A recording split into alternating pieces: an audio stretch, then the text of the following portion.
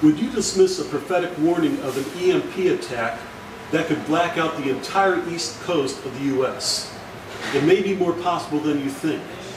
An intercessor connected with Cindy Jacobs' U.S. Reformation Prayer Network said, quote, "I saw a vision of the east coast of America completely blacked out and with no way to restore the power," unquote, just as in an EMP attack. He believes that we can preempt this attack through prayer. But who would launch such an attack? We're told that Iran and North Korea do not have the capacity yet. Russia and China do have the capacity, but no one thinks that they would launch such an attack against the U.S. But terrorists would if they could. All they would have to do is buy a low-yield nuclear warhead, attach it to a short-range missile, launch it from a ship outside U.S. territorial waters, and they could knock out the entire eastern seaboard.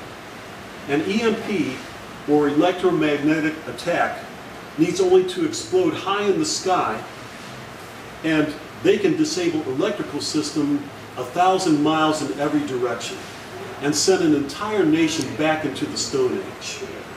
With Al-Qaeda growing stronger, making bolder strikes throughout the world, we should not dismiss such prophetic warnings, but pray. You can learn more about this issue and how to pray about it by clicking on our website links below. You can make a difference in national and world transformation. At our website, you can get a Christian perspective on key events and release the power of agreement through prayer. Visit our website today.